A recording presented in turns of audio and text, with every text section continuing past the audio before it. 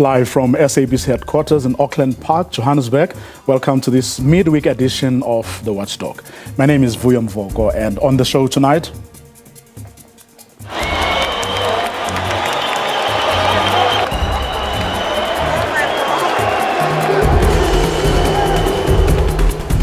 we look at the unraveling of one of South Africa's biggest, richest and influential trade unions, NUMSA, after a chaotic start to their conference. Said we needed bilaterals, and in 100 days would have delivered clear, measurable outcomes. Following some scathing remarks last night by Business Unity South Africa, tonight we hear Labour's side of the story as to why they still can't find one another on a social compact, more than 2 months after the deadline that was set by President Cyril Ramaphosa. ANC bigwigs and their funders are currently gathering in Johannesburg, where they are about to eat and drink as they kick off the party's policy conference. The governing party's workers, though, are still out in the cold, some with nothing to eat or pay rent. Those are the issues we're looking at in tonight's episode of The Watchdog, which starts right now.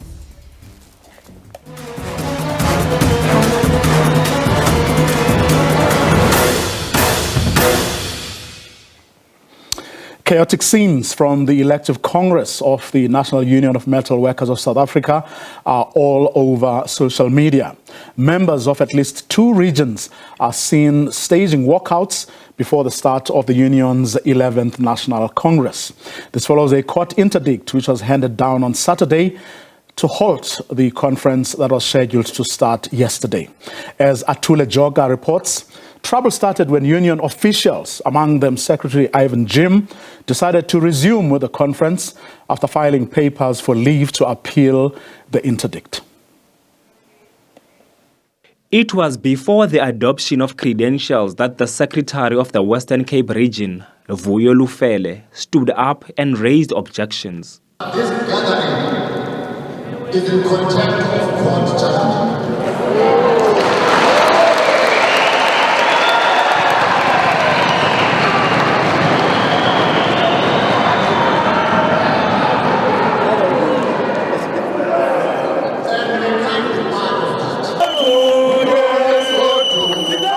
The members then walked out of the plenary. We are in understanding of law. We are one riches that do not want to find itself into gatherings that are unlawful.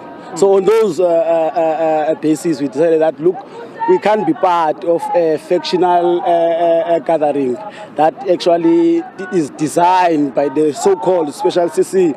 The Congress then proceeded to adopt credentials and resolved to begin with elections today despite the fracas earlier. NUMSA says the members who left are misguided. The CC has further resolved that the court order must be implemented to enable the Congress to move forward without further delays. We've started, whilst we are appealing, we've started to implement the court order. And that's why you would see that some of comrades who were suspended have been participating in this conference. Close to 1,000 delegates are expected to cast their votes, with results expected on Friday. NUMSA says the last 6 years have been brutal to the working class, and the conference seeks to develop policies that will avert the calamity. Atule Joga, SABC News, Cape Town, ICC.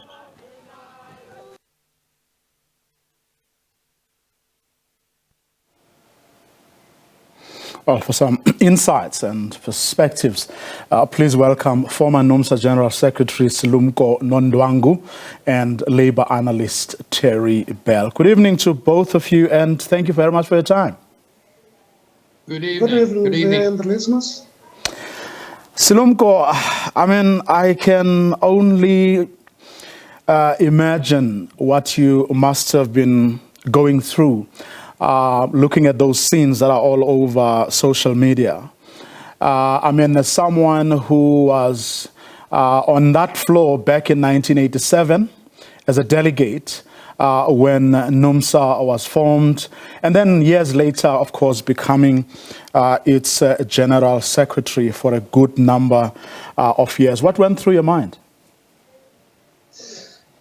You know, NUMSA has a rich history and legacy of frank and robust debates as a union, allowing dissent and allowing different views to be expressed in the union. What this Congress presents is a sad situation in the history of the union, and it requires the current leadership very deeply with regards to what exactly is happening.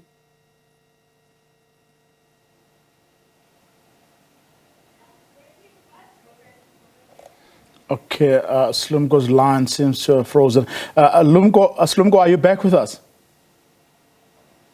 Yes, I'm back. Okay, yeah, continue, yes, please. I'm saying NUMSA has got a rich history dating way back since its formation, robust, frank debates within its own ranks. The current environment, as depicted in the NUMSA Congress in Cape Town, is extremely very sad and very bad for that history and rich legacy of the union. And it requires the entire union to reflect as to exactly what has gone wrong within its own practices and with regards to worker control, democracy, transparency, and accountability. Terry Bell, of course, I mean, we're talking now about that interdict, and then your Ivan James saying, no, we've appealed it, and so from where we sit, the conference can continue. I mean, it didn't start with that. This day has been a long time coming. It's been brewing for a very long time, Boyo, and I agree with Silumko, and he will remember that in 2008, when Irvin Jim deposed him, I was there too as the only journalist, and if you recall, Silumko, Kabane, you remember that Irvin had me thrown out. So I've been thrown out a second time by NUMSA, as I was yesterday. The point is, this has been brewing, and one of the reasons it's been brewing is this whole thing of the loss of democracy, the growth of what looks like paranoia, delusions of both persecution and grandeur. The idea that, and NUMSA leadership has put this forward, that they're somehow under threat by some sort of cabal of NGOs, non-governmental organizations, and enemies trying to take them over and take over the labor movement. There doesn't seem to be any sense in that, and there certainly doesn't seem to be any evidence. At the same time, you have a situation where Irvin Jim refers to the head, the GS of the General Secretary of the South African Federation of Trade Unions, as a deployee of NUMSA and tries to order them around. It's a very awful, sad mess. I agree with Silumko that it's sad, but it's also very worrying. And I'm pretty angry about what has happened to a grand tradition. And we can only hope that something good can come out of this. In the meantime, of course, there are still, I believe, Zoom talks going on with the Labour Court at this moment. And in fact, this conference is still illegal. It's been indicted. You cannot have elections. When the Western Capes walked out, I believe some of the Khuruleni walked out, Mpumalanga wasn't there in any case. And this morning, the NUMSA leadership said they were all there at the conference, including Ruth Mhlokotsi, who is actually in Johannesburg. I thought, well, that's strange. So I phoned, and she was in Johannesburg at a workshop. So, I mean, I don't know. There have been lies, delusions. It's a terrible mess, and a very costly one, because by NUMSA's own statement, it's cost the union 39 million rand. We're going to get into that in a short while, but I just want to see if we can find the clip of Pagamile Hlubi talking up specifically about Mpumalanga and why they are not there. Take a listen.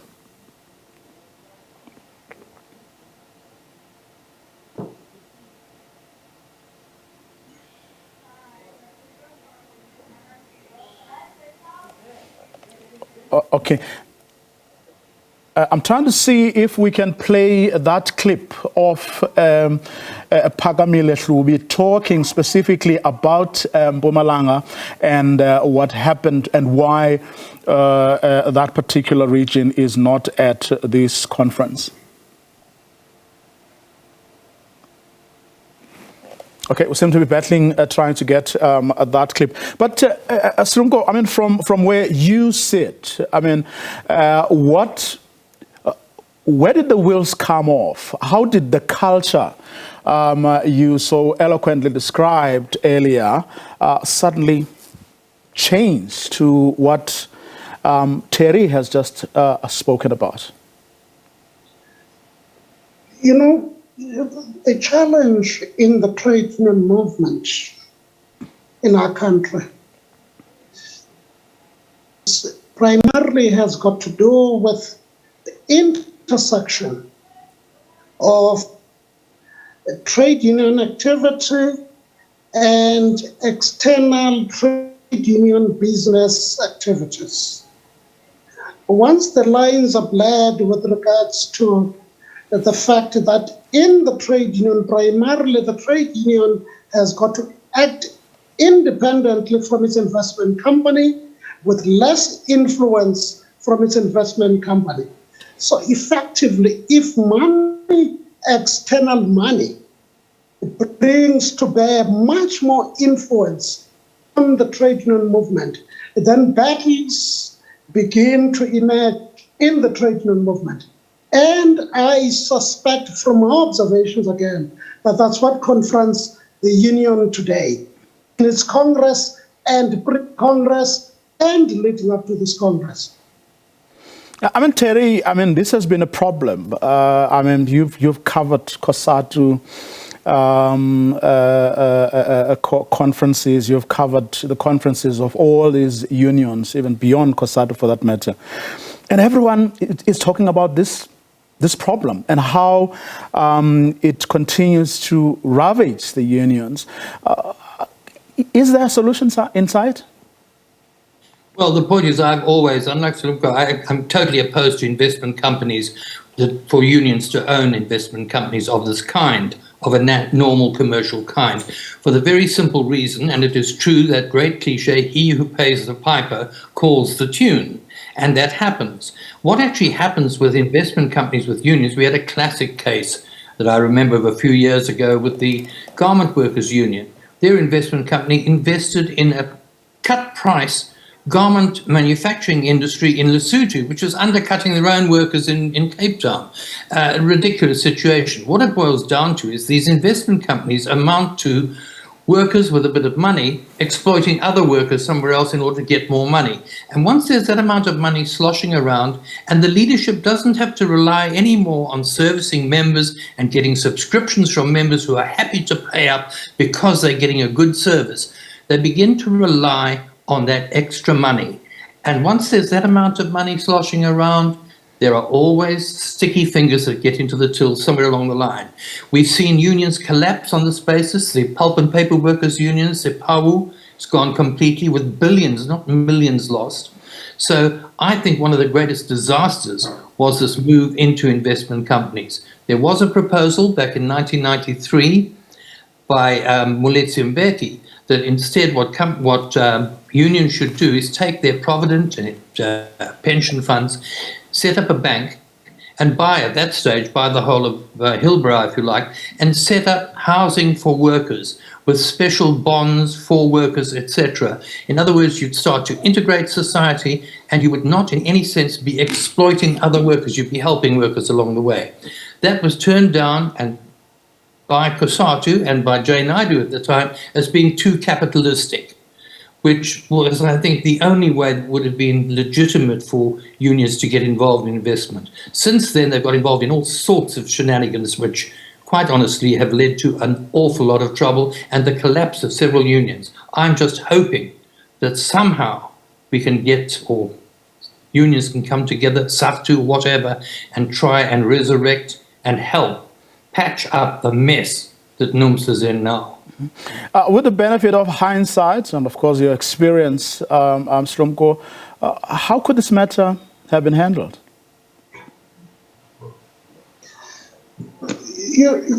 This could have been handled completely differently, because the current trade union movement is that regions and locals elect delegates to Congress. It's their democratic right. It has happened. I would have presided over quite a number of national congresses where you will not, as national office, interfere with the democratic processes exercised by local structures and regional structures with regards to whom do they decide to come to the National Congress. Once you interfere with that process, you're suppressing the rights of the regions and local structures to determine their delegations to the National Congress. So that's why it began. It began by undermining the constitutional right, what democracy regards to who is entitled to choose delegates. It takes me back. History, legacy of robust debates in the union, worker control. Once you begin to have signs, imagined threads of undermining that history, undermining worker control, the center imposing itself on the lower structures of the organization, even though others may define it as democratic centralism. Democratic centralism has its limitations. It does not take away the rights of local structures to appoint, nominate delegates to the National Congress, so that the Congress becomes, as they would suggest, a parliament of workers who are nominated but not chosen, nominated by the local structures of the union with clear mandates from ordinary members with regards to what they should articulate frankly, robustly, and without being intimidated at the National Congress. This is always used, and Salumko's right, as democratic centralism. In fact, it's a form of centralized democracy, where a tiny elite at the top make the decisions. And we can go back, I think, from memory at 2009. For example, there was a deal struck between the union leadership and the management at VW in Uitenhage, and the workers were not consulted, so they went on strike. And the union leadership sided with management, and more than 1,000 workers were sacked and never got their jobs back. And that was one of the big indicators that began to worry me about the loss of worker control within NUMSA. And unfortunately, it got worse and worse as time went on, exacerbated by the fact that you had investment companies and the leadership relying more on the investment coming in from other sources rather than from union membership. There was a time, and Salumko may remember this, you go back to the core group, the Mental and Allied Workers Union, who said that the GS, the General Secretary, and all the office bearers should not only be recallable by the membership, they should also not earn more than the highest paid worker. That went by the board a long time ago. And the point is, you now don't know. It's as the salaries and perks, etc., are just about as opaque as the background to the investment companies. In fact, what Terry has just said, Slumko, reminds me of something Carl Klute, who's formerly the Deputy General Secretary of NUMSA, after deciding to quit to enjoy his retirement, as he said, but was quite scathing about Ivan Jim in particular, and how undemocratic he is, and how he has broken, dishonored, as he put it, NUMSA's constitutions in a number of ways. It's the collective leadership of the organization, not an individual, that must take responsibility over the erosion of democratic processes. But the processes of the union, not one individual. One individual is part of the collective. So it's the collective that must take a responsibility with regards to any shenanigans that may creep up in the course of the operations the running of the organization. So it boils down to collective responsibility with regards to ensuring that the union remains to its democratic principles. It becomes a vibrant organization that ensures, because NUMSA prides itself, and I would have said this right at the beginning, I want to repeat it, prides itself of robust, frank discussion to arrive at appropriate decisions. And no individual has the authority nor the right to ride roughshod over the views of either members, elected leaders, or officials of the organization. It is a culture that has got to be fought for in the trade union movement by everyone else, from an ordinary member to a regional leader to national leaders, as a collective to restore the rich history of the organization. But can we talk really of that collective when, 31 members were suspended, 26 shop stewards banned, Ruth is not part of that collective anymore. We also saw what happened at the SAF2 conference. Terry? No, well, you can't. I mean, the point is it's just ridiculous what has happened. And one aspect that we have left out so far, of course, is the fact that, yes, NUMSA and MAWU before it were always very political unions, if you like. And NUMSA, in fact, in 1993, put forward a proposal at their Congress there, which came from that core group of MAWU, saying that NUMSA should remove itself and COSATU should remove itself from the ANC, which would be the biggest employer once it became into Parliament. And that was lost then. So that's when the beginnings of these political arguments began. But then SAF2 at its conference decided that what needed to happen was for the labour movement to call together some sort of united front of people who are interested in changing the neoliberal system into some form of socialism and perhaps give rise eventually to a workers' party. NUMSA then jumped the gun and set up the Socialist Revolutionary Workers' Party. Now, Irvin Jim has said it's got nothing to do with NUMSA, it's a separate entity. But his picture was on all the posters in the 2019 election. And although NUMSA claimed at that stage to have over 300,000 members, and they had a lot of the little left-wing fragments that had actually joined this Socialist Revolutionary Workers' Party, they only scored 24,000 and something votes. So it didn't actually work. But they are still committed to this with the same sort of talk about democratic centralism, which is really centralized democracy, as I mentioned, about Marxism, Leninism, without whatever that means. I don't know what, they never define what they actually mean. And the fact that their SRWP is the vanguard party of the working class. That again is another problem within NUMSA, but throughout the union movement. Gentlemen, let me thank both of you for your time and insights this evening. Terry Bell, who's a labor analyst, but also Slumko Nundwang, who's a former general secretary of the union NUMSA. Another story we'll be talking about a little later is, of course, the ANC. They have gathered at Nasrec as we speak, where they're holding a gala dinner. But the workers have been standing outside protesting the fact that they have not been paid. We're going to get into that story. For now, though, let's dip in and listen to what ANC President Cyril Ramaphosa has to say to that gathering as we speak.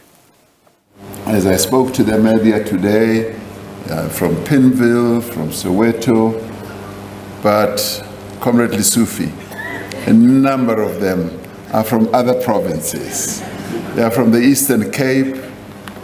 Sitting next to a good friend from Gqeberha. Some of them are from Gqeberha, Uppington, as far as Uppington, which I always say is the einde van die wêreld, because they are so far away in the north in very hot places.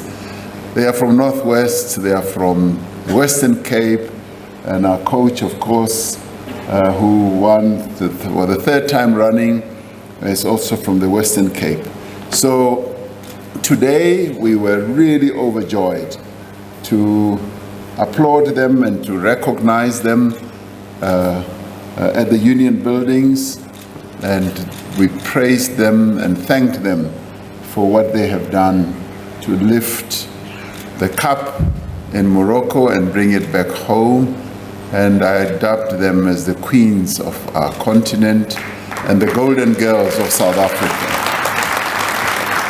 So today was a good day in the office. It's not always a good day, but today was a good day in the office. And I also commented on their pay. Now, many of you are business people who are here, and you know what pay and remuneration is all about. But you should also know that there is inequality when it comes to remuneration between men and women. And I did comment on this and called for, and which I've done in the past, that there needs to be equality and fair treatment and justice when it comes to remuneration for equal work. There must be equal pay between men and women. And that for me was so clearly demonstrated when I heard that women get 10 times less than men in the sporting codes. And I think that must be brought to an end. Women must be paid exactly the same as men do get paid. We are a democratic, non-racial, non-sexist country, and we must live up to our principles and our values. It is important for us as we move ahead with empowering the women of our country who have always suffered under various oppressive measures, that we should recognize them and applaud them, but also pay them fairly.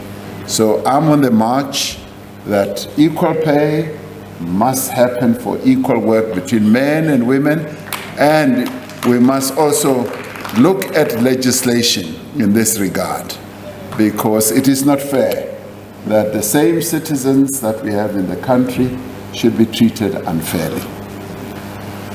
I'm sitting at the table there with a leading legal eagle, and I'm going to be talking to him and finding out how legislation in this regard can happen. So when we have our dinner, we are going to talk about this. It gives me a great deal of pleasure to address you this evening on the eve of our 6th policy conference. This policy conference takes place at what I would call an important time in the history of the ANC and also for our country. This is an important opportunity for us to reflect on the progress that we have made since our 54th National Conference in December of 2017, and to reflect on the path that we have traveled since the advent of our democracy. So we need to put those two markers in place, the advent of our democracy, as well as our last 54th conference. More importantly, this policy conference must grapple with the challenges of the present moment. It must also develop policy proposals on how the African National Congress can advance the fundamental transformation of our society.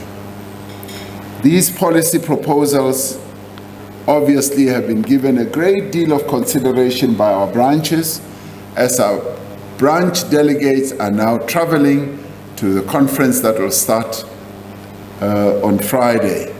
They have had a lot of time discussing them at their various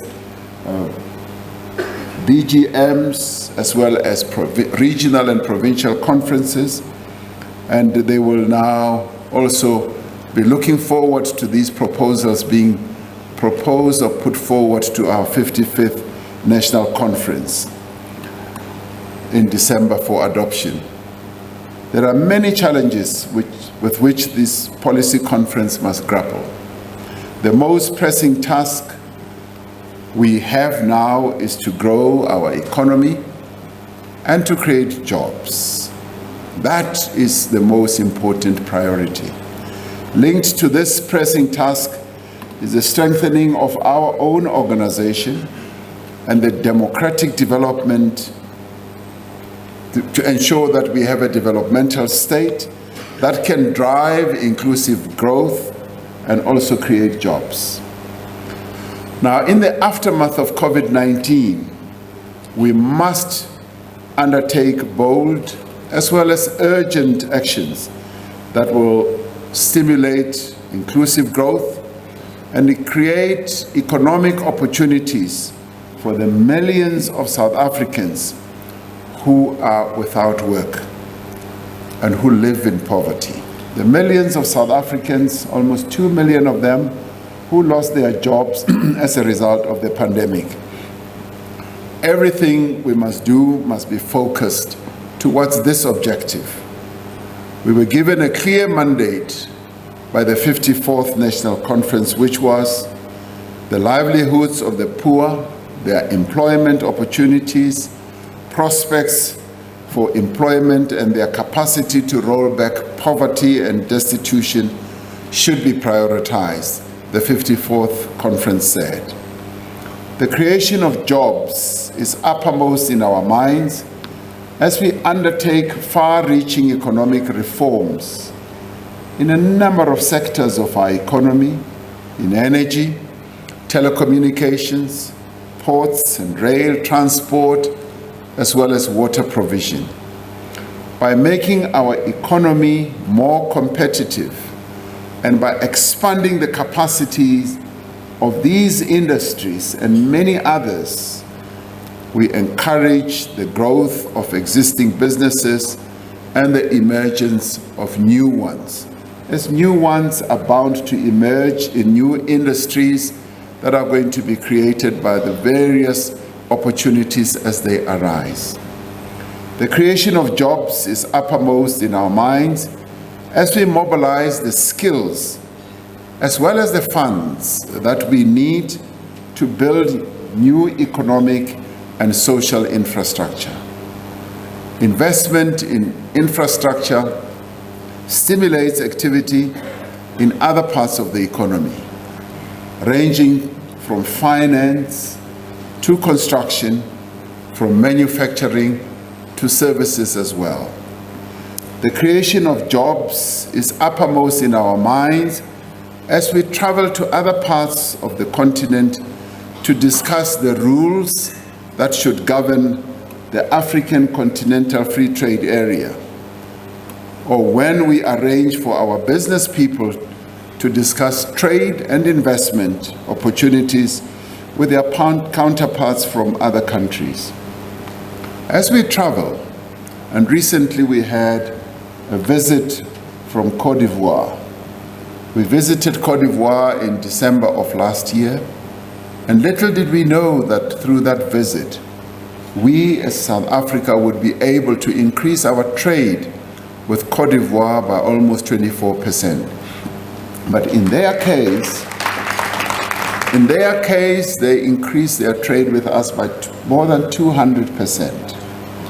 200% just with one visit as we visited Côte d'Ivoire.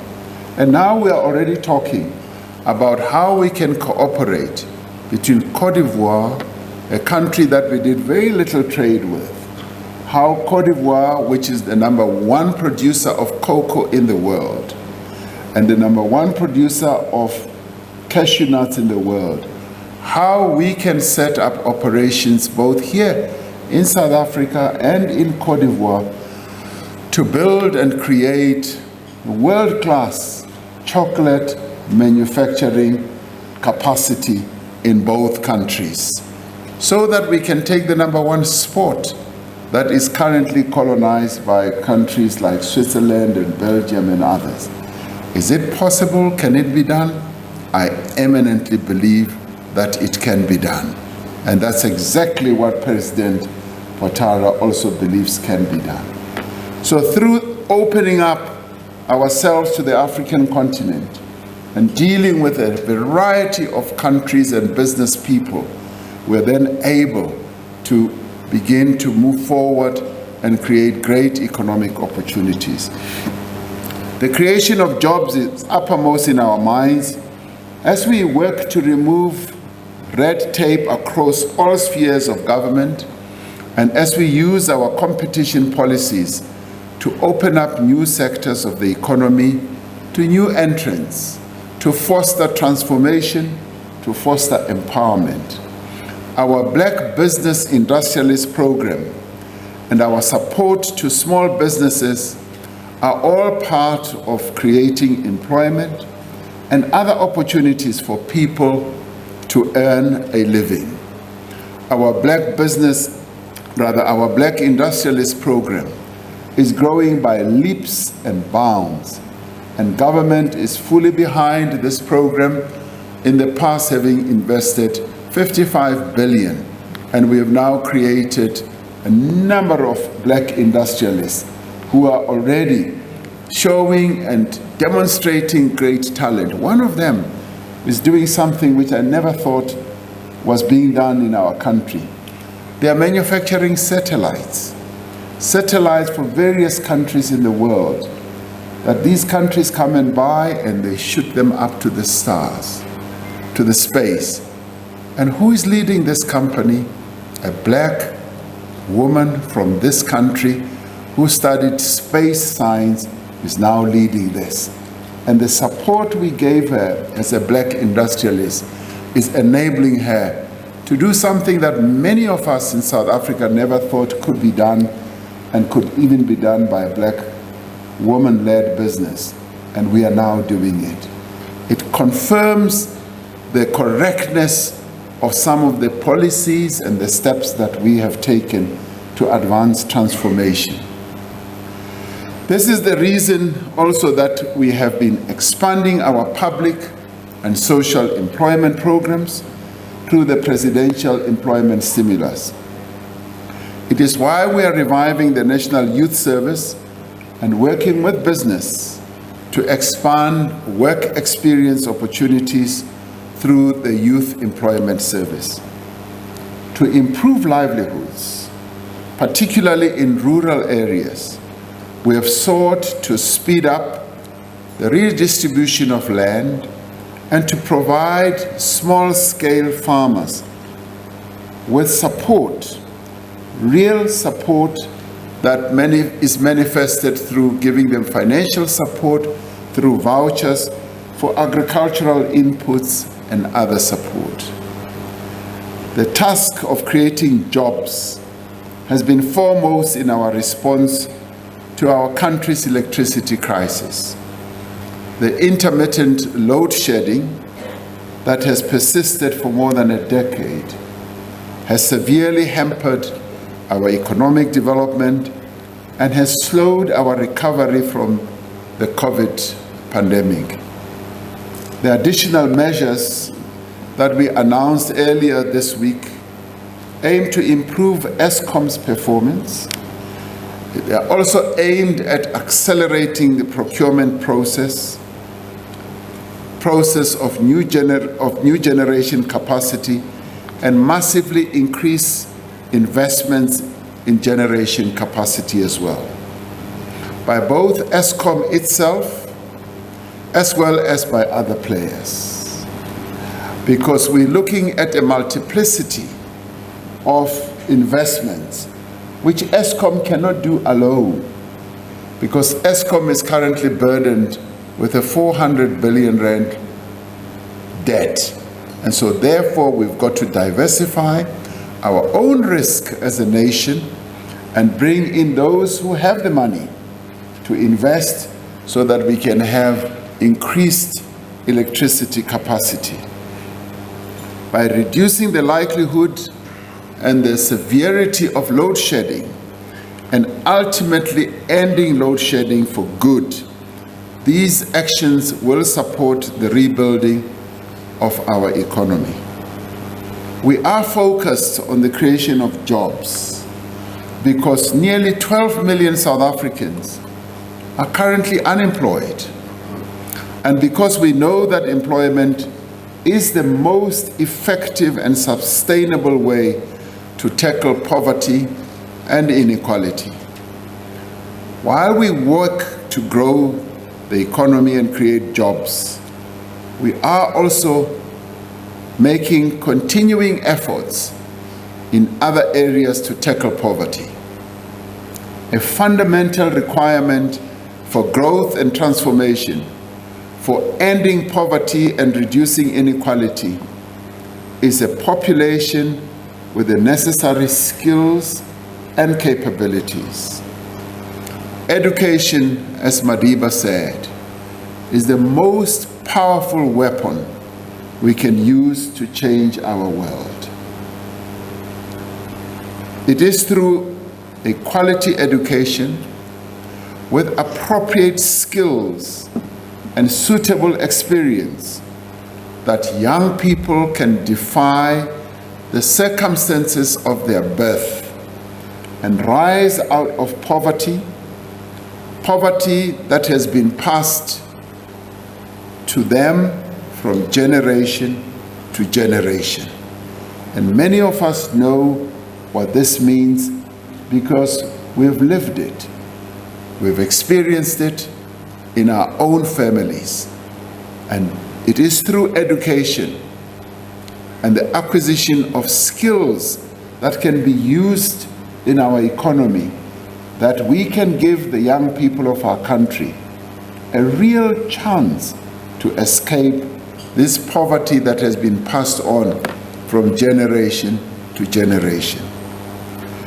That is why this policy conference must focus on ensuring that every preschool child should attend an early childhood development center, that every learner who enters grade 1 can stay in school for the full 12 years, and that every young person can pursue post-school education paths that they choose regardless of their socio-economic situation. We need to review the programs we have introduced to link skills training with specific work opportunities and look at how we can expand these.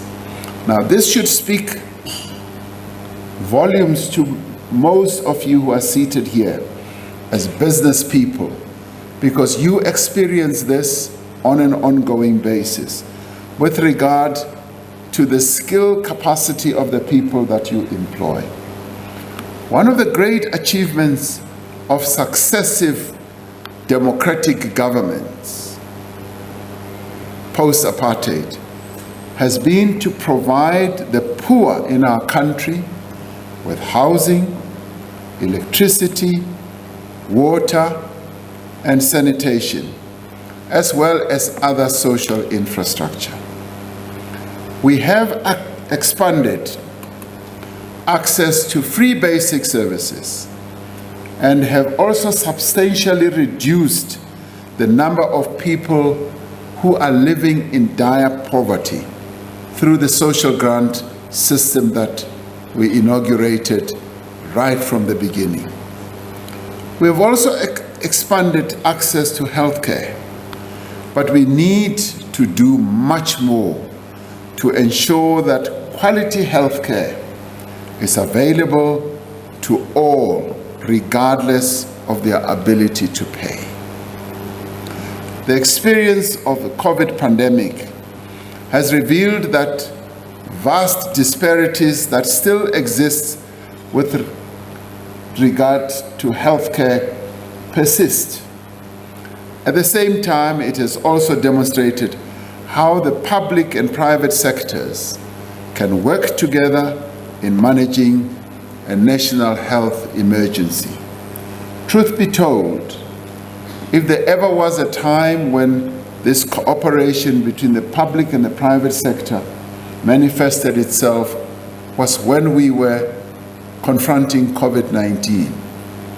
The seamless way in which the public and the private sector worked together is exactly what we would like to see, particularly when we now put the NHI into operation. It is this that we now need to see unfolding in our country. because we can draw lessons as we design from all what we have done during COVID, as we continue to design and implement the national health insurance. But these measures to reduce poverty will only be effective if we can ensure that they are provided reliably, affordably, and consistently. Where water infrastructure is damaged or housing projects are left unfinished, and there are quite a number that many of us will have seen littered across our country, where electricity is cut off, or where roads are not maintained and we have potholes. It is the poor who suffer the most. People like you and me who are seated here somehow can manage, but it is the poor in our country who suffer the greatest. And it is for this reason that governance and service delivery failures directly undermine our efforts to alleviate poverty. Our determination to build a capable state with competent public servants and committed ethical public representatives is driven by the need to use all the means of the state to reduce poverty and inequality in our country. And it is for this reason also that we have taken decisive steps to implement the 54th National Conference resolutions on the combating of corruption and state capture. Over the last 4 years, we have done much to end state capture, to rebuild our law enforcement agencies and security services, to stabilize our state-owned enterprises, much as many of them continue to face enormous challenges, and also to bring those who are responsible for a number of crimes that were committed during state capture to justice. The ANC released its discussion document on state capture and corruption, which makes proposal of some of the tasks that the organization must undertake to end corruption, to address it effectively within its own ranks and across society. As an organization, we are undertaking a thorough assessment of the report of State Capture Commission as part of our effort to correct the mistakes that have been made and to restore the ANC as a credible, ethical, and popular agent of fundamental change. All of this work, all these policies and programs depend for their success on an ANC that is united in principle as well as in action. The growth of our economy and the transformation of our society requires that the African National Congress should be strong, should also be coherent, and it should be rooted in our communities, and it should draw into its ranks the most committed and capable people in society, and that it should place the interests of the people above everything else. Now, friends, and comrades, and colleagues who are here, by your presence here this evening, which we thank you for, you are demonstrating your commitment to help in building the African National Congress into such a movement. You are demonstrating your commitment to the path of renewal, the revitalization, and to the rebuilding of this glorious movement. You are proclaiming your support for inclusive growth, for job creation, and the fundamental transformation of our economy. You are saying by your presence here that you want to be part of the solution, that you want to be part of a social compact for growth and employment, and to be part of the broad front that we should build against poverty and inequality. For this commitment to the cause of freedom and progress, I'd like to say we salute you, but we also thank you. We thank you because you want to walk this journey with us. I'd like to invite us all to work together to build a better ANC and to build a united, just, and prosperous South Africa. So thank you very much. The TG is right. This evening is principally, underlined principally, not about raising funds, but on a secondary basis, if it so happens that by you picking up that fork and eating that piece of fish or meat, that you'll be able to leave some money on the table, we welcome that, because that is what strengthens the ANC. Thank you very much and good night. Thank you.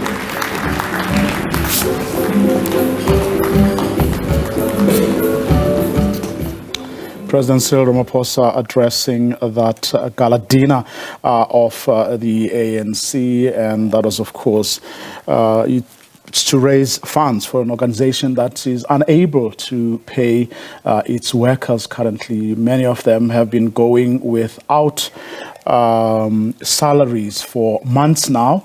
Some of them were actually there as we speak, protesting, trying to get the attention of their leaders. And of course, some of the journalists have been talking about the contradictions there, the fact that some of the leaders will be sitting there eating and drinking while those workers who keep the ANC going don't have money to buy groceries or to pay their rent and so on. Of course, we will be there as the show will be coming out of there for a good couple of days, bringing you the news from that policy conference. But that's what we're going to leave it for this evening. Do join us again tomorrow night, same time. Good night.